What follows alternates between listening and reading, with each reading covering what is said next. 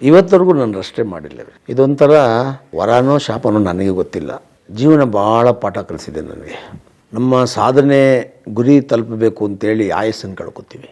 ಗುರಿ ತಲುಪಿದ ಮೇಲೆ ಆಯಸ್ಸು ಬೇಕು ಅಂತೀವಿ, ವಯಸ್ಸು ಬೇಕು ಅಂತ ಹೇಳ್ತೀವಿ. ವಯಸ್ಸು ಬರೋಲ್ಲ, ಆಯಸ್ಸು ಬರೋಲ್ಲ. ನಾನು ಕಲ್ತಿರೋ ಪಾಠ ಏನಂತ ಹೇಳಿದ್ರೆ, ಯಾವ್ಯಾವ ಕಾಲಕ್ಕೆ ಏನೇನು ಮಾಡಬೇಕು ಅದು ಮಾಡ್ತಾ ಹೋಗ್ಬೇಕು. ಸಾಧನೆ ಅನ್ನೋದು ಮುಗಿಯದ ಒಂದು ವಿಷಯ. ಸಾಧನೆ ಯಾವತ್ತಿಗೂ ಕೊನೆ ಇಲ್ಲ. ಇದೆಲ್ಲ ನಾನೆಲ್ಲೋ ಒಂದು ಕಡೆ ಕಳ್ಕೊಂಡೆ ಅಂತ ಆಗುತ್ತೆ. ಇದೆಲ್ಲದಕ್ಕೂ ಕೂಡ ನಾವು ಕೊಡಬೇಕಾಗಿತ್ತು ಟೈಮ್ಗಳು.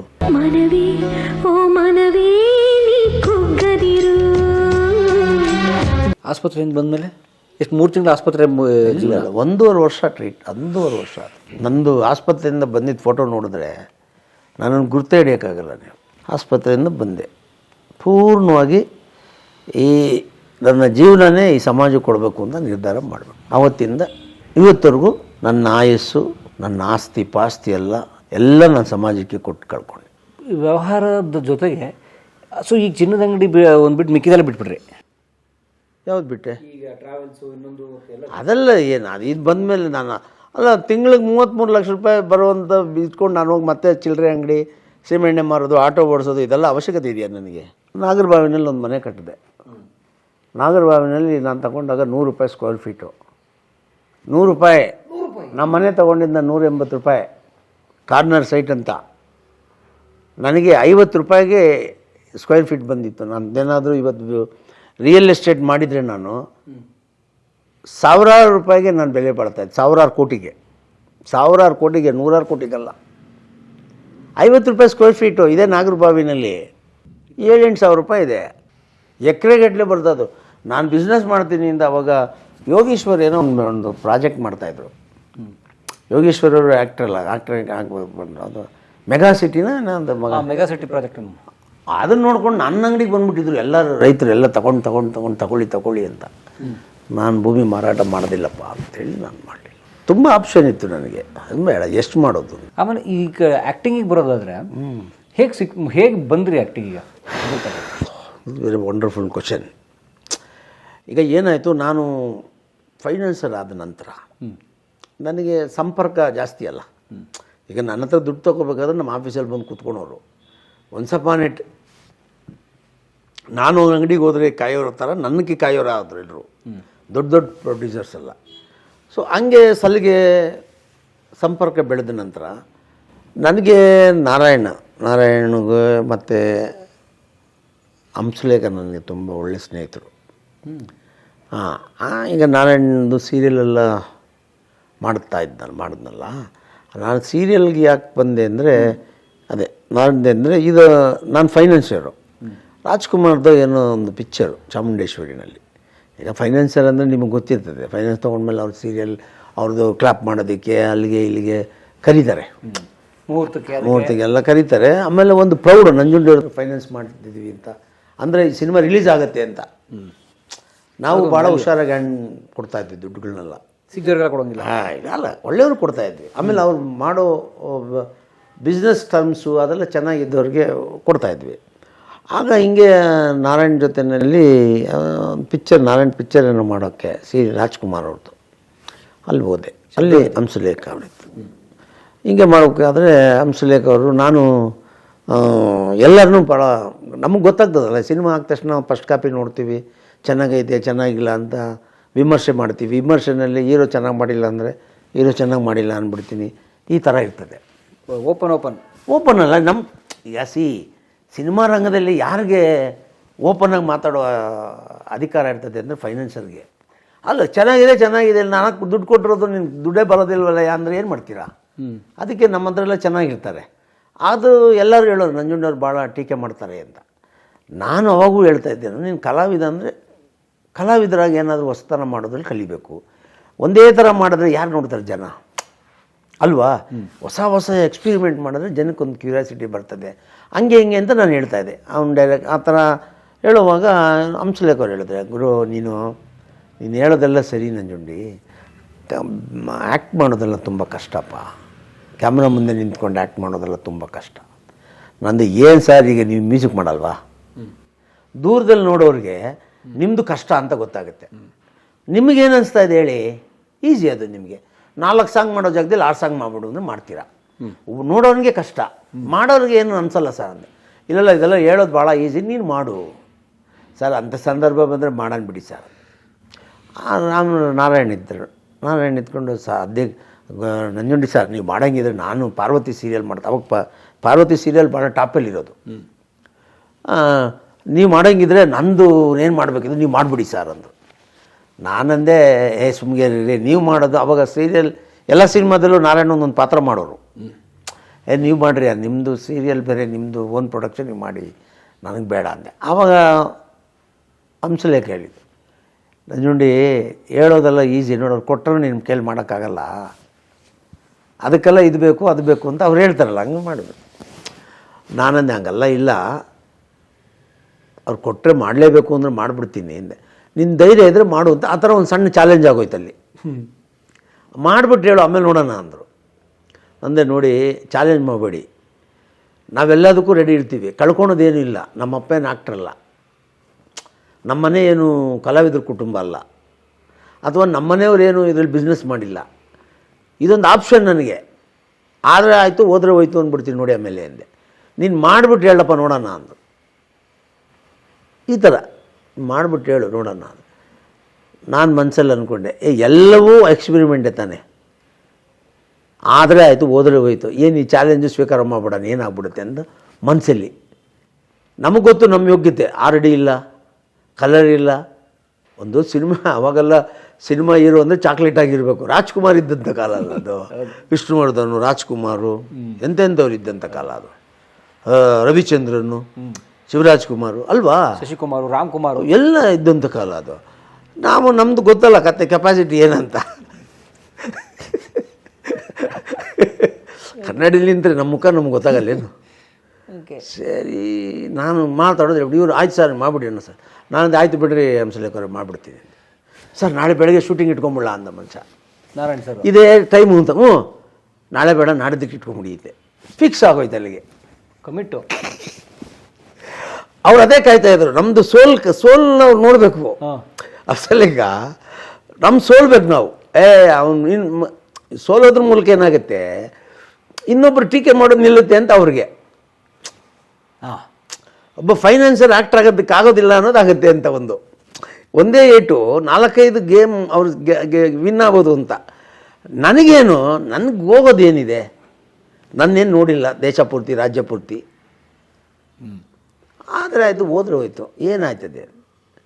ಆಮೇಲೆ ಇವ್ರು ನಾಡಿದ್ದೆ ಕಾಯ್ತಾನೆ ಇದ್ರು, ಹೋದೆ. ಇದು ನಮ್ಮ ಸ್ಟೋರಿ ಸೀರಿಯಲ್ದು. ಪಾರ್ವತಿಗೆ ಹೋದರೆ ಶೂಟಿಂಗ್ ಹೋಗೋದು ಬೇರೆ, ಶೂಟಿಂಗ್ನಲ್ಲಿ ಆ್ಯಕ್ಟ್ ಮಾಡೋದು ಬೇರೆ ಅಲ್ಲಪ್ಪ. ಹೋದೆ, ಬಣ್ಣ ಗಿಣ್ಣ ಎಲ್ಲ ಹಾಕಿದ್ರು. ನಮಗೆ ಒಳಗಡೆ ಡಗ ಡಗ ಡಗ ಅಂತಾಯಿತು. ಈಜೆ ತೋರಿಸ್ಕೊಳಂಗಿಲ್ಲ ಫೈನಾನ್ಷಿಯರು. ನಾನು ಬಂದ ತಕ್ಷಣ ಎಲ್ಲ ಅಲರ್ಟ್ ಸೆಟ್ಟು. ದೊಡ್ಡ ಫೈನಾನ್ಷಿಯರ್ ಅಲ್ಲ, ಏನು ಅಂದ್ಬಿಡ್ತಾರೆ, ಎಲ್ಲ ನಮಸ್ಕಾರ ಆಗ್ತಾರೆ, ಎಲ್ಲ ನಮಸ್ಕಾರ, ಟೀ ಕಾಫಿ ಎಲ್ಲ ಚಕ ಚಕ ಆಗ್ತೈತೆ.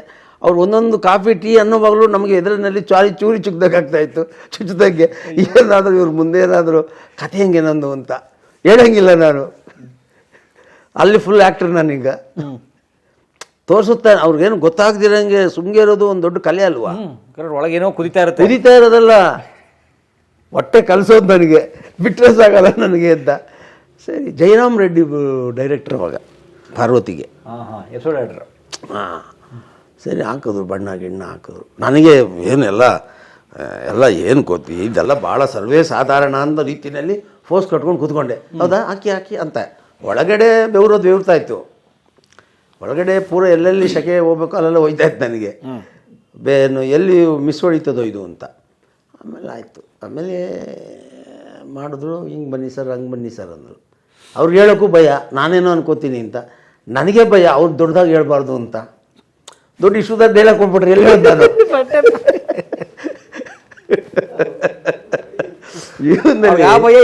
ಜೀವನದಲ್ಲಿ ಮನುಷ್ಯನಿಗೆ ದೇವರು ಕೊಡ್ತಾನೆ ನೋಡ್ರಿ. ಭಾಳ ಪರೀಕ್ಷೆಗಳಿಟ್ಟರೆ ಗೆಲ್ಲಬೇಕು. ಅದಕ್ಕೆ ಒಂದು ದೊಡ್ಡ ಅಸ್ತ್ರ ಏನಂದರೆ ತಾಳ್ಮೆ ಅಂತ. ನಾನು ತಾಳ್ಮೆನಲ್ಲಿದ್ದೆ, ಒಳಗಡೆ ಭಯ, ಹೇಳ್ಕೊಳಕ್ಕಾಗದೇ ಅಷ್ಟು. ಆದರೆ ಒಂದು ಬಿಗುಮಾನದಲ್ಲಿ ಹೋಗಿ ಆಯಿತು, ಒಂದು ಶಾರ್ಟ್ ಮಾಡಬೇಕು. ಏನು ಎಲ್ಲರೂ ಕಾಯ್ತಾ ಇದ್ದಾರೆ ನನಗೆ, ಸೋಲ್ಲಿ ಅಲ್ಲ ಸೋಲ್ಲಿ ಹೆಂಗೆ ಮಾಡ್ದೆ ಅಂತ ಗೊತ್ತಾಗಬೇಕಲ್ಲ ಅಂತ. ಒಂದು ಕಡೆ ಅವರು, ಒಂದು ಕಡೆ ಇವರು, ಒಂದು ಕಡೆ ಅವರು ಅಂತ. ಆಯಿತು ಬಂದರು ಹೇಳಿದ್ರು. ನನಗೇನಿಲ್ಲ, ಮಾಮೂಲಿ ಈಗ ನಿಮ್ಮ ಹತ್ರ ಏನು ಮಾತಾಡೋದು ಹಂಗೆ ಮಾಡ್ಬಿಟ್ಟೆ. ಆ್ಯಕ್ಟಿಂಗ್ ಗೊತ್ತಿದ್ರೆ ತಾನೇ ಆ್ಯಕ್ಟಿಂಗ್ ಮಾಡೋದು.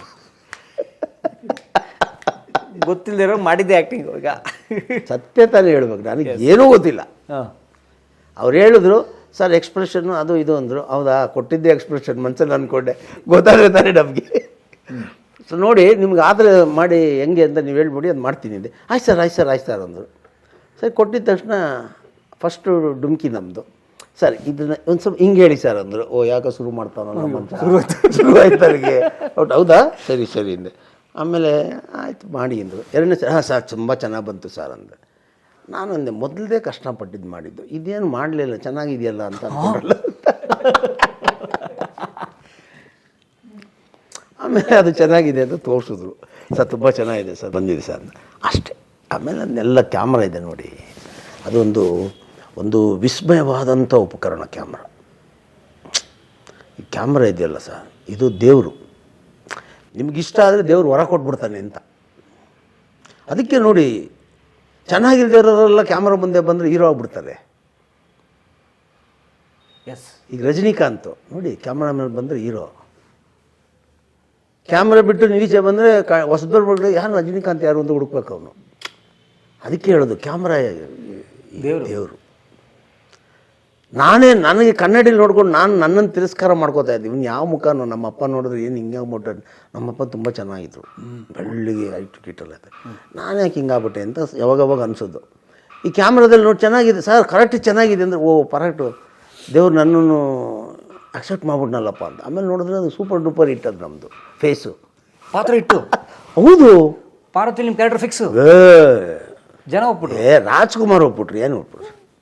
ಅದೇ ರಾಜ್ಕುಮಾರ್ ಒಪ್ಪಿಟ್ರು. ಆ ಇನ್ಸಿಡೆಂಟಲ್ಲಿ ಅದು ಏನು ಮಾಡೋದು, ಅದು ಭಾಗೀರಥಿ ಅನಿಸುತ್ತೆ. ಪಾರ್ವತಿ ಮುಗಿದ್ಮೇಲೆ ಭಾಗೀರಥಿ ಬಂದು. ಹೌದು, ಪಾರ್ವತಿನಲ್ಲಿ ಅದು ಒಳ್ಳೆ ಕ್ಯಾರೆಕ್ಟರ್ ಅದು. ಆಮೇಲೆ ಅದು ಹೆಣ್ಣಿನ ಒಂದು ಭಾಳ ಒಂದು ಒಳ್ಳೆ ಕಥೆಯಲ್ಲಿಟ್ಟು ಎಳೆಯೋದು. ಅದರಿಂದ ಅದಕ್ಕೆ ಯಾರೇ ಪಾತ್ರ ಮಾಡಿದ್ರು ಅದು ಗೆಲ್ಲೋರು. ನಂದು ಅಂತಲ್ಲ, ಯಾರೇ ಮಾಡಿದ್ರು ಆ ಪಾತ್ರ ಹಂಗಿತ್ತು. ಆಮೇಲೆ ಹೊಸ್ದಾಗಿದ್ದು ನನಗೆ ಒಂದು ಆ್ಯಕ್ಟಿಂಗೇ ಗೊತ್ತಿಲ್ಲದೆ ಆ್ಯಕ್ಟಿಂಗ್ ಮಾಡ್ತಾನೆ ಅಂತ ಚೆನ್ನಾಗಿರುತ್ತೆ ಯಾವಾಗಲೂ. ಎಕ್ಸ್ಪರ್ಟ್ ಯಾರು ಮಾಡ್ತಾರೆ ಅವ್ರದ್ದು ಹಿಂಗೆ ಮಾಡ್ತಾರೆ ಅಡ್ರಿ ಅಂದ್ಬಿಡ್ತಾರೆ. ಹೊಸ್ದಾಗಿ ಮಾಡಿದವ್ರನ್ನ ಆಕ್ಸೆಪ್ಟ್ ಮಾಡಿಬಿಡ್ತಾರೆ. ಸೊ ಅಲ್ಲಿ ಹೇಳಿದ ವಿಧಾನ ಎಲ್ಲ ಸ್ವಲ್ಪ ರಫ್, ನಾವು ಎಲ್ಲ ಸ್ವಲ್ಪ ರಫಾಗಿ ಹ್ಯಾಂಡಲ್ ಮಾಡ್ತಾಯಿದ್ದೆ ನಾನು. ಸ್ಮೂತ್ ಗೀತಿಲ್ಲ, ಯಾವುದೇ ಡೈಲಾಗನ್ನು ಸ್ವಲ್ಪ ರೆಬಲ್ಲಾಗಿ ಮಾತಾಡ್ತಾ ಇದ್ದೆಲ್ಲ, ಅದು ಇಷ್ಟ ಆಗೋಯ್ತು. ಅದು ತುಂಬ ಮೇಲು ಕೊಟ್ಟಿದ್ದ ಪಾತ್ರ. ಆಮೇಲೆ ಭಾಗೀರಥಿ ಅನಿಸುತ್ತೆ. ಭಾಗೀರಥಿನಲ್ಲಿ ನಾನು ನಮ್ಮ ಮನೆ ವೈಯಾಲಿ ಕಾವಲಲ್ಲಿತ್ತು. ನನ್ನ ಮಗಳು ಹುಟ್ಟಿದ್ಲು ಅವಾಗ. ಅಲ್ಲಿ ಪಾರ್ಕ್ ಸದಾಶಿವನಗರದಲ್ಲಿ ವಾಕಿಂಗ್ ಹೋಗ್ತಿದ್ದೆ ನಾನು. ಅಷ್ಟೊತ್ತಿಗೆ ನನ್ನ ಫೈನಾನ್ಸರು ಆಳು ಮೂಳು ಎಲ್ಲ ಆಗೋಗ್ಬಿಟ್ಟಿತ್ತಲ್ಲ. ನಾನು ಅಂದರೆ ಒಂದು ರೆಕಗ್ನೈಸೇಷನ್ ಸಿಕ್ಬಿಟ್ಟಿತ್ತು ಎಲ್ಲ ಕಡೆ. ಆರ್ಟಿಸ್ಟ್ ಆಗಿ, ಫೈನಾನ್ಸರ್ ಆಗಿ, ಸಿನಿಮಾ ಪ್ರೊಡ್ಯೂಸರ್ ಆಗಿ ಇದೆಲ್ಲ ಆಗ್ಬಿಟ್ಟಿತ್ತು. ಆಮೇಲೆ ನಾನು ಹೋಗುವಾಗ ನನಗೆ ಈಗಲೂ ಜ್ಞಾಪಕ ಇದೆ, ವರದರಾಜ್ ಅವರು ಅಲ್ಲಿ ವಾಕಿಂಗ್ ಮಾಡೋರು, ರಾಜ್ಕುಮಾರ್ ತಮ್ಮ. ಅವಾಗ ವಾಕ್ ಮಾಡಬೇಕಾದ್ರೆ ಬಂದರು. ನಾವು ತಲೆ ತಗ್ಗಿಸ್ಕೊಂಡು ಹೋಗ್ಬಿಡ್ತಾಯಿದ್ದೆ. ನಾನೆಲ್ಲೂ ಅಲ್ಲಿ ನನ್ನ ಪಾಡಿಗೆ ಎಷ್ಟು ವಾಕಿಂಗ್ ಬೇಕೋ ಮಾಡಿ ಹೋಗ್ಬಿಡ್ತಾಯಿದ್ದೆ. ನನ್ನ ಹತ್ರ ಹೋಗ್ಬೇಕಾದ್ರೆ ಅವರು ಇದ್ದರು. ನಂಜುಂಡೇಳಿ ಬನ್ನಿ ಅಂದರು. ಏನು ಸರ್? ಹೋದೆ. ಏನು ಸರ್ ಅಂದೆ. ಅಲ್ಲಪ್ಪ ಹೇಗಿದ್ದೀರಾ? ಇದರೆಲ್ಲ ಉಭಯ ಕುಶಲೋಪರಿ ಆದಮೇಲೆ ಏನು ನಂಜುಂಡೇವ್ರೆ, ಇಡೀ ರಾಜ್ಯ ರಾಜ್ಕುಮಾರ್ ಅವ್ರು ನೋಡೋಕ್ಕೆ ಕಾಯ್ತಾರೆ, ಅವರು ಮಾತಾಡೋದನ್ನು ಕಾಯ್ತಾರೆ, ಅವರು ನಡೆಯೋದು ಕಾಯ್ತಾರೆ, ಎಲ್ಲ ಇಡೀ ಜನ ಕಾಯ್ತಾರೆ. ನೀವು ನೋಡಿದ್ರೆ ಸೀರಿಯಲಲ್ಲಿ ಬಂದ್ಬಿಟ್ಟು ನಿಮ್ಮನ್ನು ಅವ್ರು ಕಾಯೋ ಥರ ಮಾಡಿಬಿಟ್ರಲ್ಲ ಅಂತ. ಏನು ಸರ್ ಅದು ಅಂದೆ. ನಿಮ್ಮ ಪಾತ್ರ ಭಾಳ ಚೆನ್ನಾಗಿದೆ, ಅಣ್ಣವರು ತುಂಬ ಹೊಗಳ್ತಾಯಿದ್ರು, ನೋಡಿರಿ ನಮ್ಮ ಹಳ್ಳಿ ಪ್ರತಿಭೆ ನೋಡ್ರಿ ಅನ್ನೋರು. ಅಂದರೆ ಒಂದು ಅಪ್ಪಟ ರಫ್ ಆಗ್ತಾನೆ ಟ್ಯೂನಪ್ ಆಗ್ತಾ ಇರೋ ಕಲಾವಿದ ನೋಡ್ರಿ ಅನ್ನೋ ಥರ. ಪೂರ್ಣ ಪ್ರಮಾಣದ ನಟ ಅಂತಲ್ಲ, ಅವಾಗ ತಾನೇ ರಫ್ ಆಗಿರೋನು ಎಷ್ಟು ಮಾಡ್ತಾನೆ. ಹಸಿ ಪ್ರತಿಭೆ ಅಂತಾರಲ್ಲ, ಹೊಸ ಪ್ರತಿಭೆ ಅಲ್ಲ, ಹಸಿಯಾಗಿರುವಂಥದ್ದು. ಅವಾಗ ತಾನೇ ರೆಡಿಯಾಗಿ ಬರೋವಂಥ ಪ್ರತಿಭೆಗಳು ನೋಡ್ರಿ ಹೆಂಗಿದೆ ನಮ್ಮ ಸೊಗಡು, ಹಿಂಗೆಲ್ಲ ಹೇಳ್ತಾರೆ. ತುಂಬ ಇಷ್ಟಪಡ್ತಾರೆ ಅಣ್ಣವರು. ನೋಡಿ 9:30 ನೀವು ಬರೋವರೆಗೂ ಅವ್ರು ಮಲಗಲ್ಲ ಇವಾಗ. ಅಷ್ಟೊತ್ತಿಗೆ ರಾಜ್ಕುಮಾರ್ ಅವರು ವ್ಯಾಯಾಮ ಯೋಗ ಎಲ್ಲ ಮಾಡಿ ಅವ್ರು ಬೇಗ ಮಲಗಿ ಬೇಗ 4 ಗಂಟೆಗೆ ಎದ್ದು ಯೋಗ ಎಲ್ಲ ಮಾಡ್ತಾರೆ ಅಂತ ಒಂದು ದೊಡ್ಡ ಸುದ್ದಿ ಆಗಿತ್ತು. ಜ್ಞಾಪಕ ಇರಬೇಕಲ್ಲ ನಿಮಗೆ. ಆ ಟೈಮ್ ಅದು ಅಂದರು. ನನಗೆ ಹೌದಾ ಸರ್ ಅಂದೆ. ತುಂಬ ಒಳ್ಳೆ ಆ್ಯಕ್ಟ್ ಮಾಡ್ತೀರ ನೀವು, ಭಾಳ ಒಳ್ಳೆ ಹೆಸರಿದೆ, ದೇವ್ರು ಒಳ್ಳೇದು ಮಾಡಲಿ ಅಂದರು. ಆಯ್ತು ಸರ್, ಬಂದು ನೋಡ್ತೀನಿ ಬಿಡಿ ಸರ್ ಸಾಹೇಬ್ರನ್ನ ಅಂದೆ. ಆಮೇಲೆ ಒಂದು ದಿನ ಹೋಗಿದ್ದು ಮನೆಗೆ ಹೋಗಿ ಭಾಳ ಖುಷಿಪಟ್ಟರು, ನಾನೆಲ್ಲರಿಗೂ ಹೇಳ್ತೀನಿ, ನೋಡಿ ಹೆಂಗೆ ಮಾಡ್ತಾರೆ ನೋಡಿ ಅವರು ಅಂತ ಹೇಳ್ತೀನಿ, ತುಂಬ ಚೆನ್ನಾಗಿ ಮಾಡ್ತಾರೆ ನೀವು. ಆವಾಗೆಲ್ಲ ಎಲ್ಲಿದು ಅಲ್ಲಿ ಇದು ಕೇಳಿ, ನಮ್ಮ ಕಡೆಯವ್ರು ನೀವೆಲ್ಲ ಬಿಡಿ, ಅದೊಂದು ದೊಡ್ಡ ಇದು ನಮ್ಮತ್ತೆ. ಹಂಗೆ ಆಮೇಲೆ ಭಾಳ ಸೀರಿಯಲ್ಗಳು ಮಾಡಿದೆ ಅಲ್ಲ ನಾನು. ಆಕ್ಸಿಡೆಂಟ್ ಆಯ್ತ ಮೇಲೂ ಕೂಡ ಒಂದು ಸೀರಿಯಲ್ ಮಾಡಿದೆ, ಭಾಗೀರಥಿ ಅಂತ. ಭಾಗೀರಥಿನ ಗಂಗೋತ್ರಿ ಅಂತ ಮೊನ್ನೆ. ಅದೊಂದು ದೊಡ್ಡ ರೆಕಾರ್ಡ್ ಅಲ್ಲ, 7 ವರ್ಷ ಒಂದೇ ಸೀರಿಯಲ್ಲು ದೂರದರ್ಶನಕ್ಕೆ. ಬೆಳಗ್ಗೆ ಅದು ಸಂಜೆ 6 ಗಂಟೆಗೆ ಒಂದು 8:15 ಒಂದು ಎರಡು ಟೈಮ್, ಅದು 2 ಟೈಮು TRP ಟಾಪ್ ಅದು. ಸೊ ಈ ಥರ ವ್ಯವಹಾರ, ಸಿನಿಮಾ, ಬದುಕು, ಸಮಾಜಮುಖಿ ಹೋರಾಟ, ಯಾವಾಗ ರೆಸ್ಟ್ ಮಾಡಿದ್ರಿ ಈ ಗ್ಯಾಪಲ್ಲಿ? ಇವತ್ತವರೆಗೂ ನಾನು ರೆಸ್ಟೇ ಮಾಡಿಲ್ಲ ರೀ, ಇವತ್ತವರೆಗೂ ರೆಸ್ಟೇ ಮಾಡಿಲ್ಲ. ಇದೊಂಥರ ವರನೋ ಶಾಪನೋ ನನಗೆ ಗೊತ್ತಿಲ್ಲ. ಜೀವನ ಭಾಳ ಪಾಠ ಕಲಿಸಿದೆ ನನಗೆ. ನಮ್ಮ ಸಾಧನೆ ಗುರಿ ತಲುಪಬೇಕು ಅಂತೇಳಿ ಆಯಸ್ಸನ್ನು ಕಳ್ಕೊತೀವಿ. ಗುರಿ ತಲುಪಿದ ಮೇಲೆ ಆಯಸ್ಸು ಬೇಕು ಅಂತೀವಿ, ವಯಸ್ಸು ಬೇಕು ಅಂತ ಹೇಳ್ತೀವಿ. ವಯಸ್ಸು ಬರೋಲ್ಲ, ಆಯಸ್ಸು ಬರೋಲ್ಲ. ಆದರೆ ನಿಮಗೆ ನಾನು ಕಲ್ತಿರೋ ಪಾಠ ಏನಂತ ಹೇಳಿದ್ರೆ, ಯಾವ್ಯಾವ ಕಾಲಕ್ಕೆ ಏನೇನು ಮಾಡಬೇಕು ಅದು ಮಾಡ್ತಾ ಹೋಗಬೇಕು. ಸಾಧನೆ ಅನ್ನೋದು ಮುಗಿಯದ ಒಂದು ವಿಷಯ. ಸಾಧನೆ ಯಾವತ್ತಿಗೂ ಕೊನೆ ಇಲ್ಲ. ಎಲ್ಲವನ್ನೂ ಸಾಧಿಸಿದ್ದಾನೆ ಅನ್ನೋ ಮನುಷ್ಯನ ಜಗತ್ತಲ್ಲಿ ನಾನು ನೋಡೇ ಇಲ್ಲ. ಗುರಿ ತಲುಪುಟ್ಟ ಅನ್ನಂತ ಹೇಳಿದ್ರೆ ಅವನು ಸೀಮಿತ ಆದ ಅಂತ ಅರ್ಥ. ಗುರಿ ಒಬ್ಬ ತಲುಪಿದ್ದಾನೆ ಅಂತ ಯಾರಾದರೂ ಹೇಳಿದ್ರೆ ಅಲ್ಲಿಗೆ ಅವನು ಸೀಮಿತ ಆದ, ಅಲ್ಲಿಗೆ ಎಂಡಾದ ಅಂತ ಅವನು. ಗುರಿ ಸಾಧನೆಗಳು ಯಾವತ್ತಿಗೂ ಎಂಡ್ಲೆಸ್ ಅದು. ಇದ್ರ ಮಧ್ಯೆ ಜೀವನವನ್ನು ಚೆನ್ನಾಗಿ ಇಟ್ಕೋಬೇಕು. ಮಕ್ಕಳು, ಮನೆ, ತಂದೆ ತಾಯಿ, ಬಂಧು ಬಳಗ ಇವ್ರ ಜೊತೆಯಲ್ಲಿ ಇರಬೇಕು. ಇದೆಲ್ಲ ನಾನೆಲ್ಲೋ ಒಂದು ಕಡೆ ಕಳ್ಕೊಂಡೆ ಅಂತ ಆಗುತ್ತೆ. ಅಂದರೆ ಬದುಕಿನ ಓಟದಲ್ಲಿ ಇದೇನು ತೊಂದರೆ ಯಾರಿಂದ ಇಲ್ಲ. ಬಟ್ ನಾವು ಇದೆಲ್ಲದಕ್ಕೂ ಕೂಡ ನಾವು ಕೊಡಬೇಕಾಗಿತ್ತು ಟೈಮ್ಗಳು ಎಲ್ಲ ಇರ್ತದೆ. ಮನೆಯವರು ಮಿಸ್ ಮಾಡ್ಕೊಂಡಿದ್ದಾರೆ ತುಂಬ ಇಲ್ಲ. ಇವತ್ತು ಈ ಮಟ್ಟಕ್ಕೆ ಬರೋದಕ್ಕೆ ನಾನು ಹೆಂಡ್ತಿನೆಲ್ಲ ಕಾರಣ. ಸಂಸಾರ ಚೆನ್ನಾಗಿರಬೇಕು ಅಂದರೆ ಕಟ್ಕೊಂಡ್ರೆ ಹೆಂಡ್ತಿ ನಮ್ಮ ಬೆನ್ನ ಹಿಂದೆ ನಿಲ್ಲಬೇಕು. ಅವಳು ನಿಂತಿದ್ದಕ್ಕೆ ಇವತ್ತು ವಿಶ್ವಕರ್ಮ ಸಮಾಜಕ್ಕೆ ಇಷ್ಟೊಂದು ಕೊಡುಗೆಗಳನ್ನು ಕೊಡಿಸಿರೋದು, ಇಷ್ಟೊಂದು ಹೋರಾಟದ ಮನೋಭಾವ ನಮ್ಮ ಸಮಾಜದವ್ರಿಗೆ ಬಂದಿರೋದು. ಅವರೆಲ್ಲರೂ ನನ್ನನ್ನು ಹೇಳಿದ್ರೆ ನಾನು ನನ್ನ ಮಕ್ಕಳು, ನನ್ನ ಹೆಂಡ್ತಿನೇ ಹೇಳ್ತೀನಿ. ಯಾಕಂದರೆ ಅವ್ರು ಸಪೋರ್ಟ್ ಮಾಡಲಿಲ್ಲ ಅಂದಿದ್ರೆ ಮನೆ ಅನ್ನೋದು ನಿಮಗೆ ಒಂದು ರೀತಿ ಸುಖ ಸಾಗರನೂ ಆಗುತ್ತೆ, ಸ್ವಲ್ಪ ಮಿಸ್ ಆದರೆ ವಿಷ ಸಾಗರನೂ ಆಗುತ್ತೆ. ಅದಕ್ಕೆ ಮನೆಯವ್ರನ್ನೂ ಚೆನ್ನಾಗಿ ಇಟ್ಕೋಬೇಕು, ನಮ್ಮ ಗುರಿನೂ ಸಾಧನೆ ಮಾಡೋದಕ್ಕೆ ಸಮಯಗಳು ಕೊಡಬೇಕು. ಎಲ್ಲದಕ್ಕಿಂತ ಹೆಚ್ಚಾಗಿ ಮೊದಲು ನಾವು ಇದ್ದು ಇನ್ನೊಬ್ಬರನ್ನ ಬೆಳೆಸಬೇಕು ಅನ್ನೋದು ಆ ಮನೋಭಾವದಲ್ಲಿ ಇರಬೇಕು. ಅದರಿಂದ ಐ ಆಮ್ ವೆರಿ ಹ್ಯಾಪಿ. ಒಳ್ಳೆ ಸಂಸಾರ, ಒಳ್ಳೆ ಮಕ್ಕಳು. ನಮ್ಮೇಲೆ ನಿಮ್ಗೆ ಹೇಳಲಿಲ್ಲ, ನಾನು ಅಲ್ಲಿ ಹುಟ್ಟಿದಾಗ ನನಗೆ ಏನೆಲ್ಲ ವಿದ್ಯೆಯಲ್ಲಿ ಅನಾಹುತಗಳು, ಅವಮಾನಗಳೆಲ್ಲ ನಮ್ಮಪ್ಪ ಪಟ್ಟರಲ್ಲ. ಅವತ್ತು ನಾನು ಸ್ಲಮ್ಮಲ್ಲಿದ್ದಾಗ ನಾನು ನಮ್ಮಪ್ಪನ ಮುಂದೆ ಪ್ರತಿಜ್ಞೆ ಮಾಡೋ ಸಂದರ್ಭದಲ್ಲಿ ಇದನ್ನು ಮಾಡಿದ್ದೆ. ನನಗೆ ಹುಟ್ಟೋ ಮಕ್ಕಳನ್ನ ದೊಡ್ಡ ವಿದ್ಯಾವಂತರು ಮಾಡಿಸ್ತೀನಿ ಅಂತ. ಒಬ್ಬ ಸ್ಲಮ್ಮಲ್ಲಿರೋ ಮಕ್ಕಳು ಯಾವುದೋ ಒಂದು ಸ್ಕೂಲಲ್ಲಿ ಸೇರಿಸೋದು ಸಹಜ. ಆದರೆ ಸ್ಲಮ್ಮಲ್ಲಿ ಹುಟ್ಟಿರುವಂಥ ಮಕ್ಕಳು ಲಂಡನಲ್ಲಿ ಓದಿ ದೊಡ್ಡ ಪದವಿ ತಗೋಬೇಕು ಅನ್ನೋದು ಸಹಜ ಅಲ್ಲ, ಸಾಹಸ ಅದು. ಅದಕ್ಕೆ ನನ್ನ ಮಕ್ಕಳನ್ನ ಕನ್ನಡ ನನಗಿಂತ ಚೆನ್ನಾಗಿ ಮಾತಾಡ್ತಾರೆ, ಕನ್ನಡ ನನಗಿಂತ ಚೆನ್ನಾಗಿ ಬರೀತಾರೆ ನನ್ನ ಮಕ್ಕಳು. ಆದರೆ ಅವ್ರದ್ದೆಲ್ಲನೂ ಲಂಡನಲ್ಲೇ ಓದಿಸ್ತೆ ನಾನು. ಅವ್ರನ್ನ ನಾನು ಬೆಂಗಳೂರಿನಲ್ಲೇ ಇರಿಸಿಲ್ಲ ನಾನು. ಫ್ರಮ್ ಸ್ಕೂಲ್ ಊಟಿನಲ್ಲಿ ಓದಿಸಿ ಊಟಿಯಿಂದ ಹಂಗೆ ಲಂಡನ್ ಕಳಿಸ್ದೆ. ನನ್ನ ಮಕ್ಕಳು ಇಬ್ಬರೂ, ನನ್ನ ಮಗಳು MBA ಮಾಡ್ಕೊಂಡು ಬಂದಳು ಲಂಡನ್ನಲ್ಲಿ. ನನ್ನ ಮಗ ಈಗ ಜೂನ್ಗೆ ಬಂದುಬಿಡ್ತಾನೆ. ಅವಳು ಓದಿಸ್ಬೇಕು ಅಂತ ಉದ್ದೇಶ ಹಿನ್ನೆಲೆ ಹೇಳಿದೆ ನಾನು. ಅಂದರೆ ಒಬ್ಬ ಸ್ಲಮ್ಮಲ್ಲಿ ಹುಟ್ಟಿರುವಂಥ ಒಬ್ಬ ಸರ್ವೇ ಸಾಧಾರಣವಾದಂಥ ಕೂಲಿ ಕೆಲಸ ಮಾಡ್ಕೊಂಡಿದ್ದಂಥ ಒಂದು ಫ್ಯಾಮಿಲಿಯಿಂದ ಒಬ್ಬ ಸ್ಲಮ್ಮಲ್ಲಿದ್ದಂಥ ಹುಡುಗ ಅವನ ತಂದೆ ತಾಯಿಗಳು ಕೂಲಿ ಮಾಡ್ಕೊಂಡಿದ್ದಂಥ ಒಂದು ಸಂಸಾರದಿಂದ ಬಂದ ಒಬ್ಬ ಸಾಧಾರಣ ಹುಡುಗನ ಮಕ್ಕಳು ಲಂಡನ್ನಲ್ಲಿ ಓದಿ ಬಂದರು ಅಂತ ಅಲ್ಲಿದ್ದವ್ರಿಗೆ ಗೊತ್ತಾಗಬೇಕು. ಅಂದರೆ ಅಲ್ಲಿ ಹುಟ್ಟೋ ಪ್ರತಿಯೊಬ್ಬರಿಗೂ ಕೂಡ ನಾನು ಚೆನ್ನಾಗಿ ಬೆಳೆದ್ರೆ ನನ್ನ ಮಕ್ಕಳು ಲಂಡನ್ನಲ್ಲೂ ಓದಿಸೋವಂಥ ಶಕ್ತಿವಂತರಾಗ್ತಾರೆ ಅನ್ನೋಂಥ ಒಂದು ಸ್ಫೂರ್ತಿ ಆಗಬೇಕು ಅಂತಲೇ ನನ್ನ ಮಕ್ಕಳನ್ನ ಓದಿಸ್ತೆ. ಅದೊಂದು ಎಕ್ಸಾಂಪಲ್ ಆಗಬೇಕು. ಅದಕ್ಕೂ ಮಾಡು. ಅದು ಬಿಟ್ಟರೆ ಇನ್ನೇನಿಲ್ಲ. ಇನ್ಯಾವ ಎಚ್ಚರಿಕೆಗೂ ಇಲ್ಲ. ಚೇ ಕಾರ್ಪೊರೇಷನಲ್ಲಿ ಓದಿರೋರು ನಾವು. ಅಲ್ಲೋದು ಎಷ್ಟು ಬುದ್ಧಿವಂತರಾಗಿರೋದು. ನನ್ನ ಹಂಗಂದ ಅವ್ರು ಬುದ್ಧಿವಂತರು ಅಂತ ಹೇಳಲ್ಲ, ಅವ್ರಿಗಿಂತ ನಾನೇ ಬುದ್ಧಿವಂತ, ಕಾರ್ಪೊರೇಷನಲ್ಲಿ ಓದಿರೋನು. ಆದರೆ ಒಂದು ಸ್ಫೂರ್ತಿ ಬರಬೇಕು ಅವ್ರಿಗೆ. ನಾವು ಕಷ್ಟಪಟ್ಟರೆ ನಮ್ಮ ಮಕ್ಕಳು ಓದಿಸ್ಬೋದು ಬಿಡಯ್ಯ ಅನ್ನೋಂಥ ಸ್ಫೂರ್ತಿ ತಗೋಬೇಕು. ಅವ್ರಿಗೆ ಇದಾಗಬಾರ್ದು, ಏನಂತಾರೆ, ಕುಗ್ಗಬಾರ್ದು. ಇನ್ನಲ್ಲೇ ಅವ್ರಿಗೆ ನಮ್ಗೆ ಕುಗ್ಗೋಗ್ಬಾರ್ದು. ಅವರು ಅಯ್ಯೋ ನಾವೇ ಓದಿಲ್ಲ, ನನ್ನ ಮಕ್ಕಳೆಲ್ಲ ಓದಿಸ್ಲಿ, ಬರೋ ನೀನು ಕೆಲಸಕ್ಕೆ ಅನ್ನೋದಾಗಬಾರ್ದು.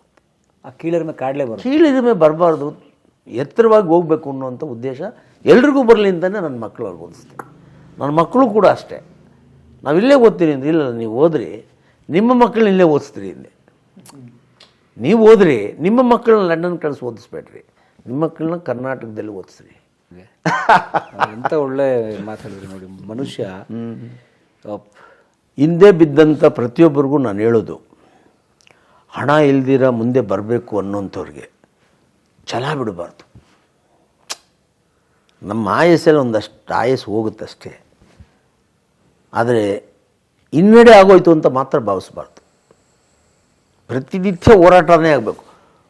999 ಸಾರಿ ಸೋತರೂ ಪರವಾಗಿಲ್ಲ, 1000ನೇ ಸಾರಿ ಗೆಲ್ತಾನವನು. ಆದರೆ 999 ಬಾರಿ ಸೋತಿದ್ದಾನಲ್ಲ, ಅದೊಂದು ಎಕ್ಸ್ಪೀರಿಯನ್ಸ್ ಅನ್ಕೋಬೇಕು ಅವನು, ಲಾಸ್ ಅನ್ಕೋಬಾರ್ದು. ಹೌದಲ್ಲ? ಎಸ್. ಆ ಒಂದು ಹೊಡೆದ ಅಂದ್ಕೊಳ್ಳಿ, ಒಂದೇ ಸಾರಿ 1000 ಕೊಟ್ಟೋಗ್ತಾನೆ ಅವನು. ನೀವು ಒಂದೇ ಸಾರಿ ಗೆದ್ದುಬಿಟ್ರು, ಒಂದೇ ಸಾರಿ ಸೋತ್ಬಿಟ್ರಿ ಅಂದ್ಕೊಳ್ಳಿ, ಅದು ವೇಸ್ಟ್ ಆಗ್ಬಿಡ್ತೀರ ನೀವು. ಸೋಲು ಎಷ್ಟು ಜಾಸ್ತಿ ಆಗುತ್ತೋ ಅಷ್ಟು ಜಯ ಬರುತ್ತೆ. ಇದ್ರ ಮಧ್ಯದಲ್ಲಿ ಏನೇನೋ ನಡೀತು, ನಿಮ್ಗೆ ಇನ್ನೊಂದಿನ ಹೇಳ್ತೀನಿ.